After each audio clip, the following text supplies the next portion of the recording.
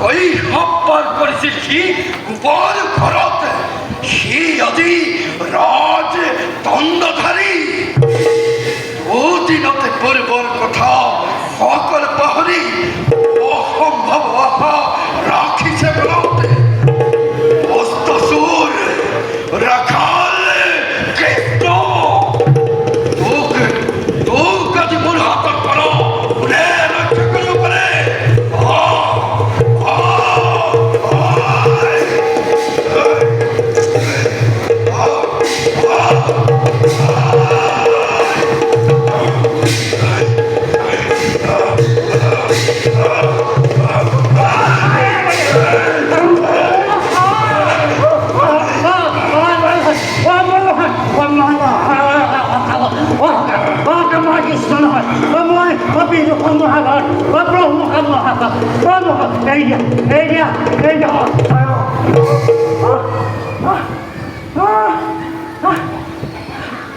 অঞ্চল কৰিব ভুল হল শুনি শুনি সেই কৃষ্ণৰ নাম উত্তেজিত হল মই। উঠা উঠ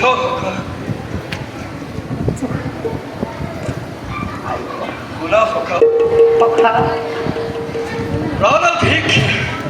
প্ৰাণাধিক সেই ৰুক্মিণী কৰি পাওঁ যদি ভাগ্যৰ বলত মই কৃপণৰ ধন সম ৰাখিম মই বুকুত সাৱটি।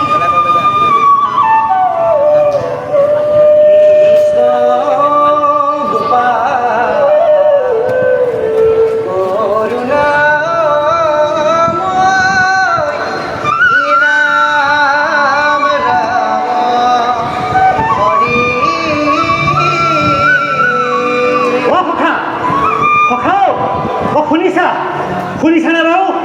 জোকাৰি জোকাৰি জোকাৰি কৃষ্ণৰ নাম লৈ কোনোবা আহিব ধৰিছে। ৰ'বা মই চাই আহোঁগৈ।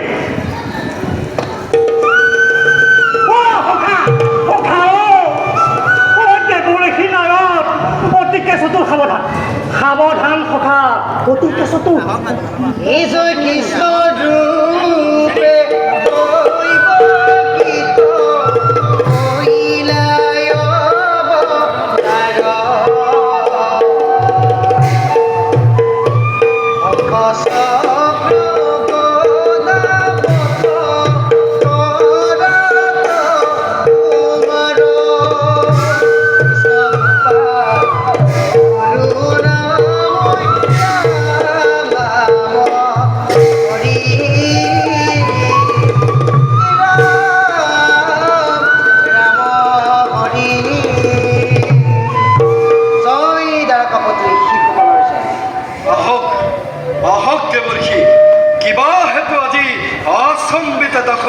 পৰিলে মনত নাই। শিশুপা বহুত দিন দেখা নাই, ভাবিলে এবাৰ দেখা কৰি যাওঁ, পিছে সকলোৰে মংগল নে? শ্ৰী চৰণৰ আশীৰ্বাদ লৈ আছো দাস কুশলে তোমাৰ। স্পৰ্শমণি কপালত লিখা আছে তাৰ, কিবা হ'ব পাৰে জানো অমংগল তাৰ?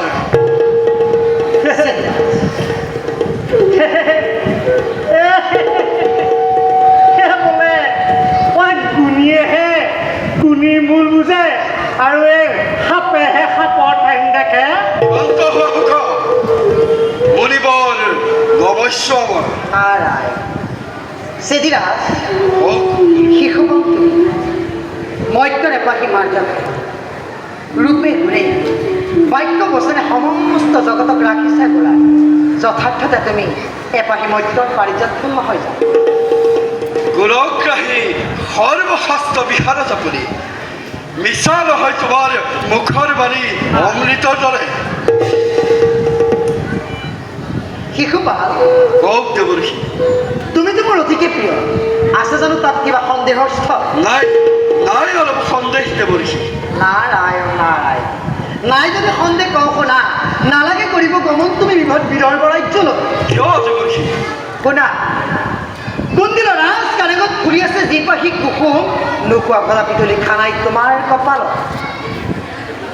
চেষ্টাৰ অসাধ্য জানো কিবা আছে জগতত? আছে আছে কি কপাল চেষ্টাৰ অসাধ্য হ'ল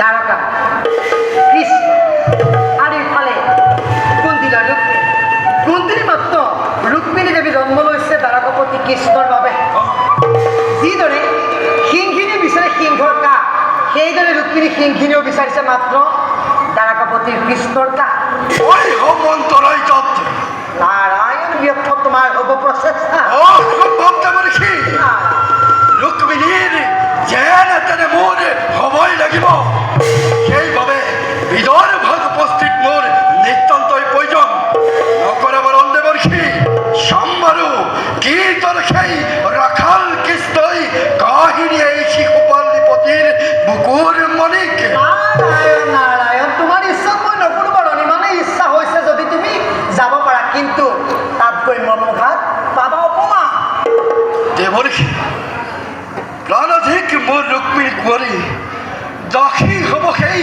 ব্ৰজৰ গোপৰ এয়া মই কি দৰ সহ্য কৰিম দেৱৰ্ষি কৰিছোঁ মিনতি নকৰা বাৰণ দিয়া মোক অনুমতি দিছোঁ অনুমতি নাই মোৰ আপত্তি কিন্তু ফলাফল হ'লে একো নাপাব কৃষ্ণৰ বাবে খবুল আনছে মোৰ নয় চিন্তা দেৱৰ্ষি জৰাসন্ধ শিশুপাল গন্ধবক্ৰ আদি কৰি যত মানে আছে নৃপতিবৃন্দ এই ভাৰতবৰ্ষত সকলোৱে মোৰ থাকিব সহায় তেন্তে মোৰ আৰু ক'বলৈ একোৱেই নাই ফুলৰে বৰ্ষি সেই কৃষ্ণ যদি আহে স্বয়ম্বৰ সভালৈ দেখিলেই জৰাসন্ধৰ কাল ৰূপ দূৰতেই বিদুৰ হৈ পলাবসী শৈশৱতে যি পাৰ কৰিছিল গোপৰ ঘৰত সি বাৰু কি বুজিব সেই তীক্ষ্ণ অস্ত্ৰৰ চালনা তীক্ষ্ণ অস্ত্ৰ দেখা পালে বীৰৰ হাতত বজ্ৰৰ গোপাল দূৰতেই কৰিব পলায়ন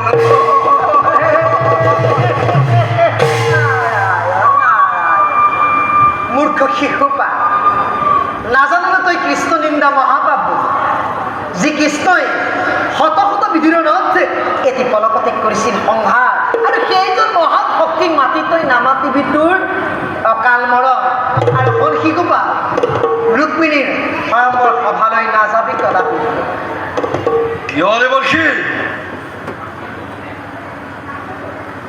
ৰুক্মিণী জন্ম লৈছে বাবে দ্বাৰকাপতি কৃষ্ণৰ বাবে দেৱৰ্ষি সেয়েহে কৈছোঁ বৰ আশা মনৰ পৰা ত্যাগ ৰুক্মিণী সুন্দৰী আৰু ৰুক্মিণী স্বয়ম্বৰ সভালৈ তই নাযাবি কদাপি দেৱৰ্ষি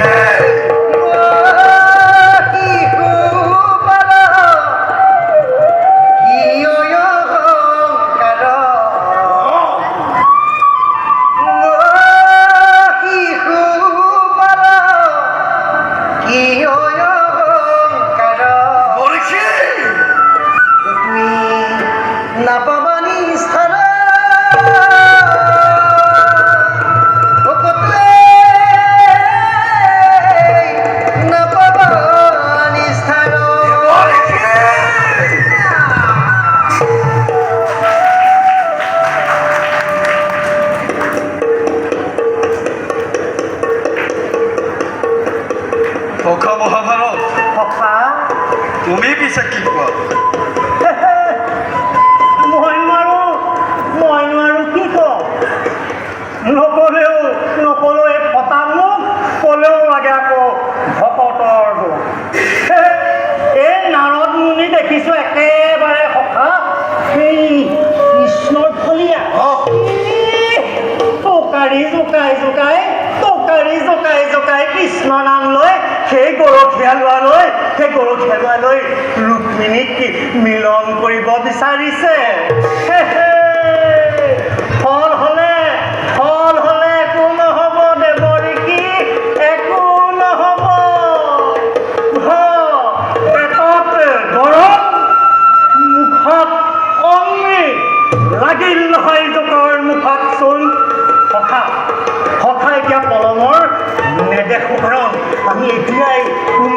সেই ৰাজ স্বয়ম্বৰলৈ যাবৰ হ'ল। ব'লা সখা, পলম নকৰিবা। শুভস্য শীঘ্ৰম, শুভস্য শীঘ্ৰম। বলা হোক যাও আমি মন্দিৰ লগৰে বন্ধু ভূৰ ৰূপ কবিৰে কৰিছে